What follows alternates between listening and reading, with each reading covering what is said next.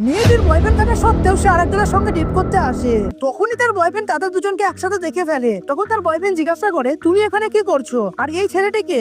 মেয়েটি তখন মিথ্যে বলে, এটা আমার বাবা। তারপর সে অভিনয় করে লোকটিকে দেখিয়ে বলে, বাবা এটা আমার বয়ফ্রেন্ড। ছেলেটি তখন বলে, ও এটা তোমার বাবা, আমি তো দূর থেকে ভাবছিলাম এটা তোমার আরেকজন প্রেমিক। মেয়েটি তখন বলে, আমার বাবা আমার থেকে বয়সে কত বড়। ছেলেটি তখন অবাক হয়ে বলে, তুমি তো আমাকে বলেছিলে তোমার বাবা নেই। মেয়েটি তখন বলে, হ্যাঁ আমার বাবার সঙ্গে আগে সম্পর্ক ছিল না, কিন্তু এখন আছে। সেই লোকটি তখন ছেলেটিকে জিজ্ঞাসা করে, তুমি কি করো? ছেলেটা উত্তর দেয়, আমি একটা কস্টিউম শো করি, কিন্তু এটা আমার টেম্পোরারি কাজ। তখন তার গার্লফ্রেন্ড রেগে গিয়ে বলে, এই টেম্পোরারি কাজ তুমি গত 2 বছর ধরে করে আসছো। ছেলেটি তখন বলে, এখন আমার শুধু টাকার দরকার নিজের ড্রিম বিজনেস খোলার জন্য। লোকটি তখন জানতে চায় কিরকম ব্যবসা। ছেলেটি তখন তার বিজনেস আইডিয়া সম্পর্কে বলে। লোকটির সে বিজনেস আইডিয়া খুব পছন্দ হয়, আর সে ছেলেটিকে ব্যবসা খোলার জন্য টাকা দেয়, কারণ সে দেখে ছেলেটির মন খুবই সরল। কিছুক্ষণ পর লোকটি হঠাৎ ছেলেটিকে বলে, ও আসলে আমি ওর বাবা নই। এই কথা শুনে ছেলেটি লোকটির মুখ থেকে মেয়েটির ব্যাপারে সবকিছু জেনে যায় এবং বুঝতে পারে মেয়েটি তাকে ঠকাচ্ছিল।